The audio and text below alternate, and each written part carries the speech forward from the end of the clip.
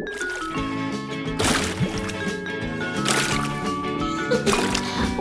to MerMay.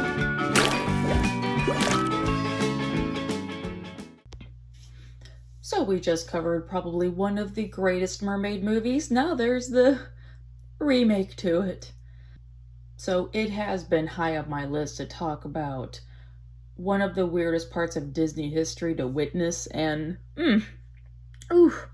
it's like that Futurama line that's like, oh god, this is the end! Anyway, it kind of felt like that. A lot of people either went from an extreme hate to meh, or an extreme love to meh.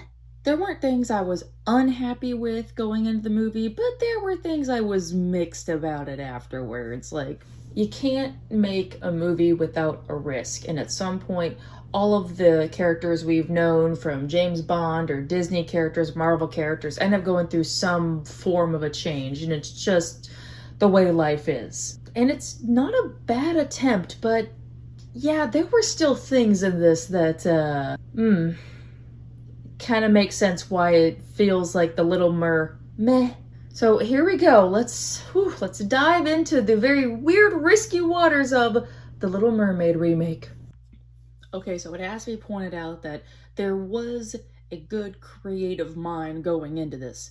When I saw that Rob Marshall was the director for it, I'm like, okay, the guy that did Chicago, which I know is not the greatest thing to hear, but someone who is at least musically inclined in some sort is a good hope, knowing that someone knows a way around how to do a music-driven movie. You know, you gotta take your hope with certain strands, and I liked some of the hope strands that was coming through at the time. And of course, the whole movie imploded on itself when it decided to change the depiction of the Little Mermaid to an African-American actress. And, you know, I had no hate going into it. I do not care what gender or race plays a known character as long as they give a great performance. But I know the internet was not too kind to that. Oh, that dislike ratio, that hurt. That hurt my soul to see that, because that was such an unnecessary amount of hatred. Now, I say this not representing Black people, because clearly I am just a random weird white woman on the internet, but it warmed my heart to see those little Black girls get to say, Ariel looks like me. That was beautiful, because Ariel isn't just for just one person, it's for everybody. And that should have been absolutely glorified, and I'm so glad that there were some little girls that got to say that, because it's very rare. It's a risk, but that's why a risk pays off, is that it goes to someone's living room to say the very thing that gets through all that thunder and noise of negativity. Anyway, I've been dying to say that for a while. I read on Tumblr when the news broke out about this movie, and someone, I can't remember what it was because the post has probably disappeared, but it said that, you know, Ariel can't be played by a Black person because Black people don't look good with red hair. And I thought, that is the stupidest thing I've ever heard in my life. I voluntarily lost IQ points that read something so stupid. Come on. Black women with red hair is just like the most beautiful thing to life, so I'm glad that that comment imploded on itself and many people went ahead and put up their own responses with Rihanna, Beyonce. It's like, oh man, I love when the internet delivers sometimes. But anyway, I'm glad that they didn't have her with the traditional red hair, and that was very complimentative.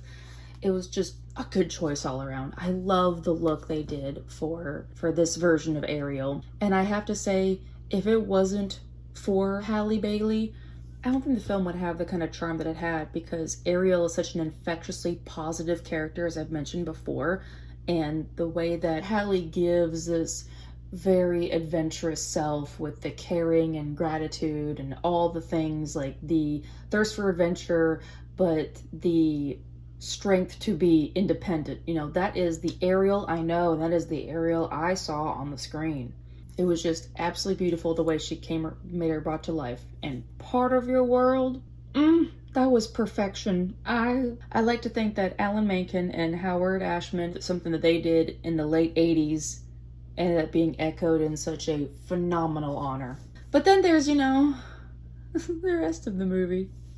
So when I went to go see this movie in theaters, Memorial Day weekend I may add, there was an astounding awe of in the crowd. I think the time and pacing of this movie is ultimately what killed it, not the impression of what Ariel was supposed to look like. Getting to see everything in extra details was hard. It's like they took every song and then added like an extra 30 seconds or an extra minute, and then you had whole numbers that didn't have to be there. As much as there are stories I could watch for hours, I also have to be able to follow when the story is actually going to end. The length of time that went on way longer with all the different numbers and additional scenes that didn't even need to be there, the time was really weighing. There is a mom I was sitting next to during the movie, and I heard her say, "Kiss the girl. I want to go home." Ugh. I really loved the song run that they had in the original, and I will admit, I like some bits and pieces of this. Like, it didn't exactly win with me, but, you gotta take in what you can get. But knowing that you're having that kind of energy for a longer amount of time, it really did feel like a rubber band, and I was waiting for it to snap. I just kept watching it go and go and go, and at this point I'm like, well, are you gonna snap? I think this film fell into the same unfortunate pattern that Aladdin fell through, or suddenly kids' films had to be given some sort of a compelling political or structural angle about how their whole world works, and it's like, funny how you think we're there for that. This is about a mermaid in the ocean. What do I have to care about what this place does? In the original, the only thing that was talked about is Prince Eric needs to find a girl. Prince Eric needs to find a girl. Like, this kingdom was like, this man needs to get married. And that's strangely not entirely the angle here. I mean, don't get me wrong, I do like getting to see more about Eric's family, because that was never explored, because all you had was Grimsby, because everything was just pretty much said and done. It's kind of what made Eric a bit of an easy on the eyes and the ears character, and man, I got a lot more Eric than I bargained for. And yeah, that Uncharted Waters, whew, that was an experience. Part of me respects it for being there. I mean, it's not every day that a Disney prince gets their own song. I read that Lin-Manuel Miranda was responsible for that song, so I try to give it a little bit more relief, but yeah, this wasn't the strongest song. And kudos to the guy for trying. Bless him, he did everything he could to bring whatever to that song, but after a couple of years, it just sort of rolls off your ears the weird way, and maybe it's a song that can be fixed in the future, or maybe there's other versions, but it could truly be worse. It could have been Gal Gadot's villain song, and then it makes me just respect it just a teeny bit more.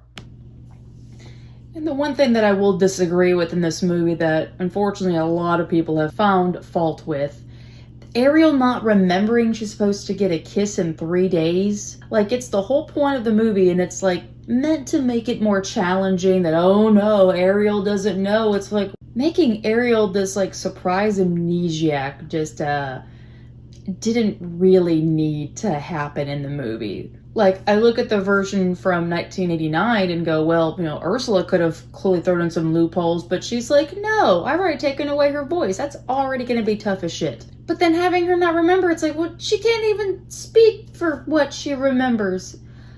But she can still sing in her head. It is such a weird thing that they put in the movie, and I definitely agree with the others that have seen this movie that just did not need to be added into here. It almost makes Ariel look a little bit stupid in a way, that she doesn't know what's going on, like kind of aloof, and she isn't that type of girl. Like, she went into what she went into. She didn't have to forget what she was getting into. That seems a little bit bizarre. But also, if you cut that scene out and just skip right to when Ariel and Eric are finding some things they have in common, and it's a little bit more than what we got in the original, and I have to give that credit to it.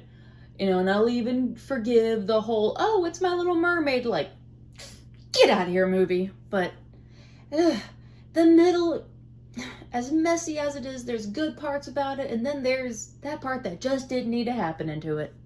And then there's my girl Ursula. Oh god, here we go.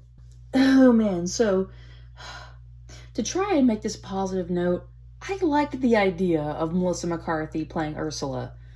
I know Melissa McCarthy isn't everyone's fan, and I get it. You either love her or you don't, and both of them are valid. But yeah, I agree, this one is very mixed. On one side, she gave it her all, and I'm sure she was thrilled. I mean, if I was in her shoes and I was asked to play one of the most amazing, sassiest villains under the sea, I'd say yes in a heartbeat. I'm sure her kids really, really enjoyed getting to see her in the movie. But like I said, with the whole time pacing thing, it was not great. Her performance has been described as drunk, and when you kind of listen to some parts of her editions and Poor Unfortunate Souls, like, look at her little feet. I'm like, yeah, Ursula, did you happen to find Jack Sparrow and get his rum? Because she do sound a little bit drunk at some points, but if that's how she chose to deliver the song and that bizarre quality, then kudos to her. She did what she did, or if she was asked to do it, then so be it. But whew, yeah, it's a rough go of it. I do love the way they made her look as Ursula. It felt very polished, and I'm glad they kept in the aunt angle, even though the film was practically overdosed with so much information that it became a footnote, but at least they kept it in there and she worked with that angle. But again, it's like that rubber band, I'm just waiting for it to snap, and I'm just sitting there waiting like, okay. It's like there's a dullness and an overdose of this character both at the same time, but it like takes turns on which version you're gonna get. Now, I think Melissa McCarthy would have worked in the movie if she were Flotsam and Jetsam. This is something I mentioned to my friends a lot. I have heard her play a Disney villain before on a little show called Kim Possible. And my god, the craziness that she gave this character without having to give an overdoseness of craziness and just kind of a fun spontaneous to the villain Dee and Amy, that's what I thought was going to be in the movie, and in a way I kind of see it. So I mentioned her performance as Dee and Amy to give a little bit of relief to her version of Ursula, because some things were and weren't against her, but I don't think everything entirely was. Some things, yes, but at least there was something to take away from this there's something to take away from this, and that's about it. But for the way that almost everyone works, it honestly wasn't too bad. There were some pleasant surprises I really wasn't expecting to be part of The Little Mermaid. One of them being Grimsby. I kept looking at this guy in the theater like, I've seen you before. My name is the Screen Queen. I know I have seen you before. Oh yeah, in a little film called True Lies. That kind of shocked me till the end of my days, finding out that the terrorist from True Lies is Eric's guide through life, and man, what a night and day. I have never seen this man play like a non-villain, so that was kind of a pleasant surprise. Daveed Diggs did a fantastic job as Sebastian, though I hate the way they animated him, but that's just a me thing. But at least there was some voice in there working with what wasn't working, Gotta take what you can get. Besides Ursula being one of the weirdest parts of there. Scuttle was a hard toss-up for that. Scuttle really lost me in the movie. I'm all for changes. I mean, look at the changes we have already, but there were times I liked what she did, and it's no offense to the actress because she has been in very phenomenal things. But you have to try very hard to mess up such a simple character like Scuttle. The very strange, unnecessary numbers and the kind of sassy attitude that they gave to Scuttle, there's some bits and pieces you can take, but, those bits and pieces are very small the morning rap song between Scuttle and Sebastian was that was a choice. That was a choice. And they did that. I don't even know how to say anything positive about it. It was just a weird decision, and they went with it. And then there's King Triton, Javier Bardem. When I recognized that it was Javier Bardem, I'm like, are you trying to reenact Dead Man's Tales and have like a second redemption after Pirates of the Caribbean? And this was not the case. I'm trying not to be so mean to this movie, but it was very wooden. It's very strange how someone who is literally CGI and animated and everything, and yet there's like no life coming from him. I don't know what it was that they asked him to do, but Javier Bardem has played some of the most dastardly villains. I mean, No Country for Old Men, that was the first thing I thought about. Like, Ariel, you mess up, he's gonna get that air tank. And the guy's been a Bond villain among many other things, but this was a really weird decision to have him as King Triton. And compared to, like, I hate to do this again, to the original Little Mermaid, where Kenneth Mars' portrayal was just so, emotionally driven for this man to be so upset about everything, to the point that you kind of wonder, Ariel, should we call somebody for you? He is very angry. It'd be kind of a hard toss-up. It's like that Darth Vader shirt, like happy face, angry face, sad face, ecstatic face. I feel like his performance is the equivalent of that Darth Vader shirt. God help him, he tried. Whatever decision was made, but I think the only redeeming or rejuvenating line was honestly the part he says at the end, you gave your voice away to be heard. And I'm like, okay, I'll give you some points back for that one. That was some emotion there, and had me feeling something in my kokoro. There's at least some good things about all the performances. Like, they might not all be, book by book by book, but at least everybody's got some moment to make it work. So I wanted to end this episode actually by telling the story of when I went to go see The Little Mermaid in theaters on Memorial Day. So there might be some people that know this, but I dressed up for the movie because, of course, I dressed up for the movie. I had my Little Mermaid costume that I've worn to a lot of conventions. It's from the Kiss the Girl arc. And right when I drove up, there was a little girl outside dressed up as Ariel. And so I rolled my window down. I was like, I know what you're going to go see. And she and her mother look at me. The mother is just like ecstatic to see that there is someone else like her child that's dressing up. But the little girl just looked at me like, oh my God. It was very beautiful, very magical. And oh boy, I waited in line on Memorial Day to give a head start for me and my friend to get. But everyone else had the same idea, but also underestimated Memorial Day hardcore. There were people in line with me, and we quickly became comrades for the 30 minutes, hoping that we can be able to catch the beginning of it all. There was a girl in front of me that was on FaceTime with her best friend to watch the movie because they also underestimated Memorial Day service. Everyone was doing the best they could to, get through the holiday infraction to go see The Little Mermaid because, we were mermaid this way. We were worth it. Being dressed up as Ariel, makes it very, very fun to try and, make it interesting and people know exactly what I'm there for. But funny enough, after the movie, I went to the bank, and sure enough, one of the bank tellers had told me, oh, my son saw you at the theater. And I'm like, how? How does someone I've never met knew that that's who I was? And I'm like, oh yeah, Ariel. Kind of a dead giveaway that people would know that it is me for someone who wears Little Mermaid Crocs and has Little Mermaid things, that someone would put the pieces together. 'Twas quite hilarious, definitely worth it. Absolute hell on earth to be able to get through it. And of course the movie itself, I explained my pieces. It's a mixed bag, but I don't regret the fact that I got to go see it in theaters, and all the kids that were excited to go see the movie, and Oh, that poor mother next to me. She was not having it, but bless her soul, she was there for her kids and just wanted to see the girl be kissed and go home. But even her kids were starting to get a little antsy during the movie, as a lot of us were, but to see the movie in theaters was absolutely worth it. So yeah, does the remake work?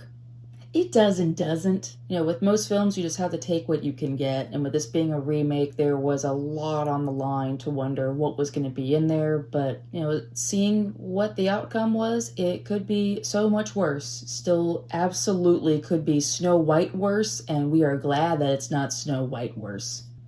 Like I said earlier, getting to see this film in theaters was great. Having to hear part of your world on such a grand spectrum was like the most beautiful thing for my ears and eyes to grace upon. There's some things that could, you know, have different work, but then again, you know, we're always going to be a little finicky about what we want for the final product, and this was just a different version that might age better in the days to come. Who knows? There might be another remake of The Little Mermaid on the horizon, but for what it's worth being this version, to have children to say Ariel looks like me, a grand spectrum of seeing something that was a little bit hard to wonder if it could really be done, and someone said, well, let's get it done. I mean, you gotta give credit where credit's due, that this was a film that could be way worse than it could have been, but there's still pieces to take away from this. It might not be my favorite Little Mermaid, and it will always belong to the original, but I can still give some love to the remake and see some pieces, you know, worth being part of my world. Thank you so much for being here for the 3rd episode of MerMay. This was very enjoyable to finally get to talk about a movie that's been very much on my radar for the longest time, and you know, what an opportunity with MerMay. It's been such a fun time, but you know, as MerMay is coming to an end, I have one final mermaid movie to show that's been on my plan since the beginning of MerMay. And I am looking forward to when that episode comes up. But until then, you can catch up with me at my Instagram at the Queen of the Screen for lots of fun content, behind the scenes, previews, all that jazz. I'm available on YouTube, Spotify, Amazon Music. I'm pretty sure if you get like a conch from the ocean, you can definitely hear me, so those are all good possibilities. Well, everyone, this is your Screen Queen, swimming away. Bye-bye!